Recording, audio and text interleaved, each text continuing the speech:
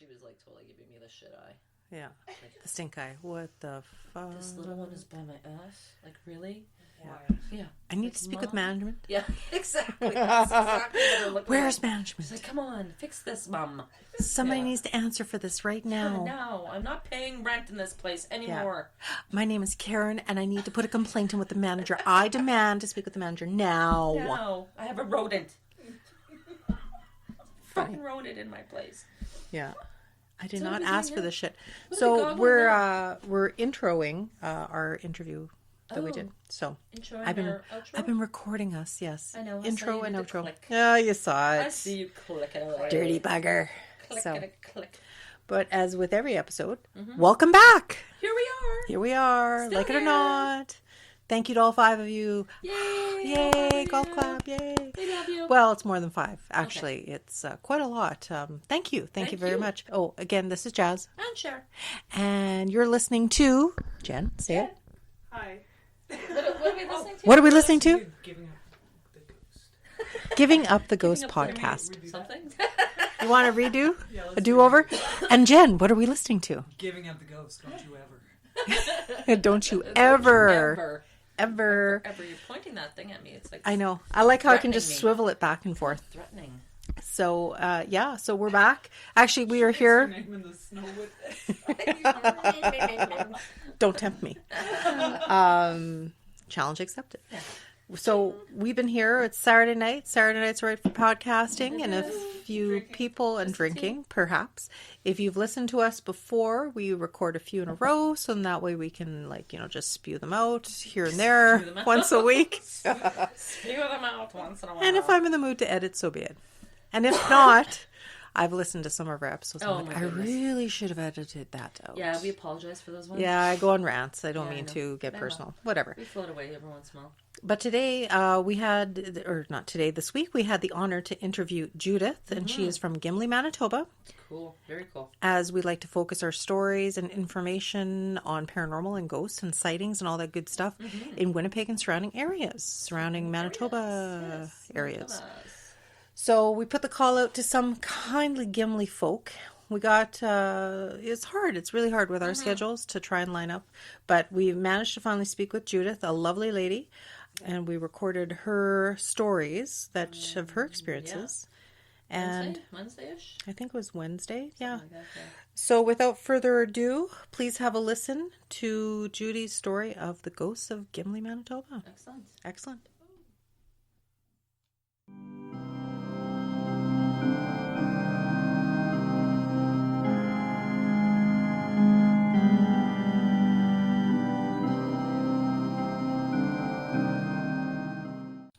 Sher, this is Judith. Judith, this is Sher. Hi, Judith. Hi, Sher. How are you? Pretty good. How about yourself? I'm good. Yeah, so I don't know if you had a chance to listen to our craziness or if you listened to podcast Judith, but me and Sher, we got together about a year ago. We love ghosts and stories. We like to drink.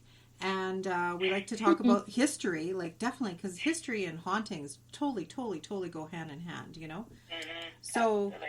And we've had our own weird little experiences that we share every now and then, and so we get that everybody has had experiences. So I mean, we can appreciate. We call ourselves optimistic skeptics because it may not have happened to me or you, but I believe that it's happened just for the simple fact that we've had our own experiences. If that makes too much The sense. people have shared.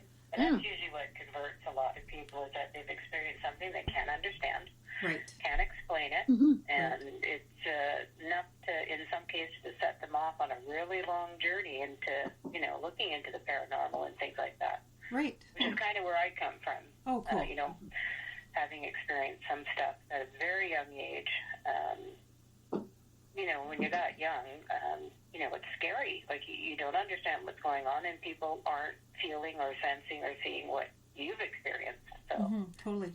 Mm-hmm. Yeah. Yeah, for sure. So with yourself, you live in Gimli, correct? Still, or? I do, yes. Yeah. Oh, okay, cool.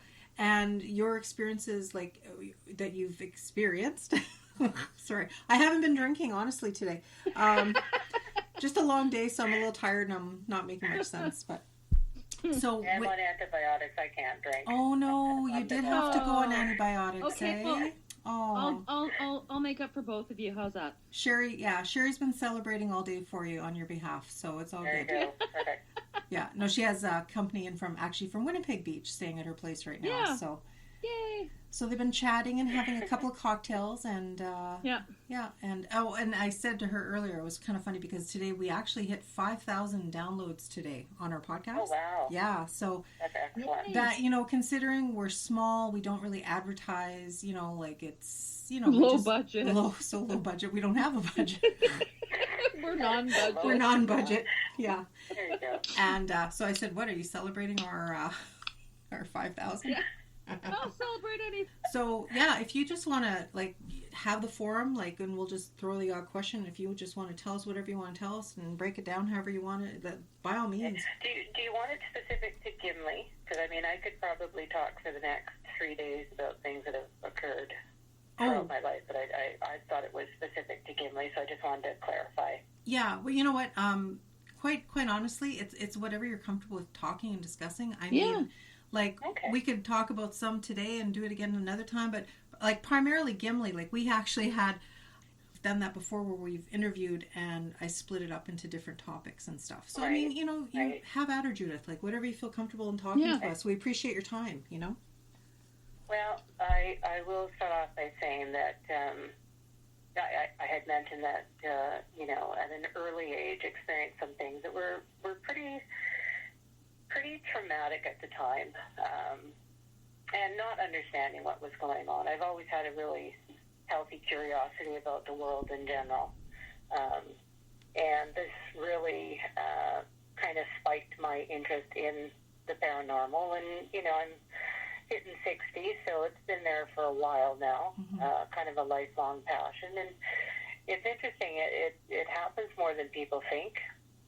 I've certainly encountered many people who have said, I don't believe in it. And I always say, just keep an open mind. Because things occur that literally in the moment you're wondering, okay, well, that's really odd. And then the more you think about it, it's like, holy crap, that really just happened. Yeah. So things have happened all through my life, and certainly, with friends I've had, to the point where being an instructor, I actually did up a fun workshop, which was literally peek into the paranormal, thinking, okay, nobody's going to register for this, and it was standing room only. That's how big this really nice is. And people didn't want to leave. They were sharing some really intense things that they had gone through, and for the first time, other people were listening to them and not discounting it. Right, and that's exactly how we. Important. Yeah, and that's exactly how we do it, right? Because you know what, we get that, right? So I mean, if you want to share and tell us, nobody's going to mock you. We totally there's no judgment, right? No judgment whatsoever. Yeah. So and I don't care whether people believe it or not. Right. That's never held me back from sharing stories. So I'm not going to stop now. The way it really should don't be. care. Yeah. I approach it very factually. Go, okay, here's what was happening. Here's what I experienced. You come to a conclusion. Right. Because I know what I'm thinking, but what are you thinking hearing what I'm saying? So right, exactly. We actually moved to Gimli it's almost 20 years now. Lived in the same house. It actually is a manse to one of the churches in town. And, just a typical house built in the early 60s. It was a house that was built through donations of both labor and materials, so it's kind of unique in that way. Very large house. There's 4 levels to the house. Wow.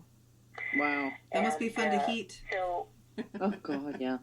That's a lot of vacuuming. You want an exercise program? Come vacuum my house from one level to the next. In the beginning, there wasn't really a lot of activity. But then we started to get strange little things. Our house is one of the few houses that has a doorbell system that's hardwired into the electricals here. And now it's very commonplace, but back in the 60s that wasn't. So we would get the doorbell ringing at 3 o'clock every morning. Oh. And I'm sure, with the experience you ladies have had, that 3 o'clock is pretty significant. Yeah. Yeah. When you're talking paranormal stuff. And, That's right. and you know, it was literally, it started in the early summer, the first year we were here, then it phased off for a while, and there's never anyone there. Mm-hmm. And actually, the way our house is situated, it's sideways on our lot, so it looks like a duplex, but it's not. It's a single dwelling home. Oh, okay. But the doors line up so that you can go to one door and look, and then turn around, look down the hall at the other door. Oh, okay. There was never Direct vision. anyone at the door, and this continued on that first year we were here into the winter months, and it was really interesting because now we're going, okay, well, we got you, whoever's doing this. You're welcoming us to the neighborhood. Ha ha, real funny. Mm-hmm. There was never any footprints. So Mhm, you know, we'd have a right. light dusting of snow, but there's no footprints. So Right. unless they're doing a Tom Cruise suspended from my roof, I don't know how they're ringing the doorbell. And it wasn't until the following summer that it really got intense, and finally at a frustration, I remember just kind of yelling out, okay, that's enough. Mm-hmm. Stop. And Yeah. it actually stopped. And we haven't had it happen since then. So that was kind of our first introduction to some of the stuff going on. There's a school across the street. My two sons at the time were in the school, and they would run across the street, come into the house for lunch every day. Mm-hmm. So to come into the house at the back door, they literally would just come up the stairs, run into the house. The kitchen's off to the right. They go through the kitchen into the dining room. I'd have lunch set up for them. Mm-hmm. When you go into the kitchen, if you go the opposite way, the left hand, you go down a short flight of stairs. That would be their bathroom, their two bedrooms, and then another flight of stairs into the big basement and the laundry room. So I had actually put their lunch out on the table, went downstairs into the laundry room, and was, doing laundry, obviously. You do in the laundry room, right? That's exactly it, And yes. behind the laundry, like our basement's huge. It's a finished rec room. My daughter used to ride her bike around it. That's how big it is. And Wow. tucked behind the laundry room is like an open bedroom, but that's where my husband had set up computer terminals for the boys to come in and, if they wanted to do games on the computers. Right. So I'm down in the laundry room. I hear the upstairs door open. I hear them come thundering down the hallway, down the stairs into the basement part, and I've got my back to the opening of the laundry room. Mm-hmm.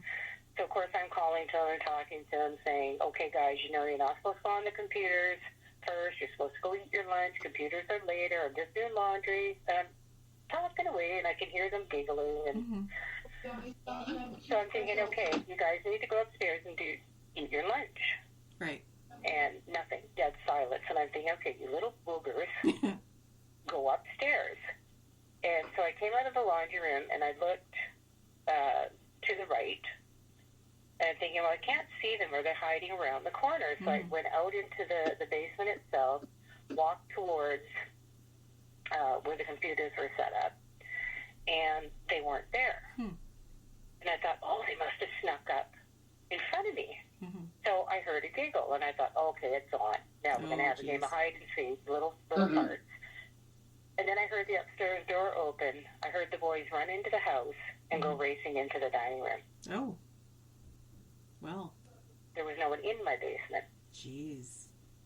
So that's kind of where I went, Yeah. Especially the giggling part. That's a little what's that all unnerving. about? How old were your boys about at that time? At that age, they were about, I'd say, 8 and 9, because they're like 17 months apart, really close in age. Right. So perfect age to try and pull a fast one on mom, so you would think. Oh, absolutely. Oh, yeah. Yeah. Absolutely. Hmm. But in Wow. order for them to get up the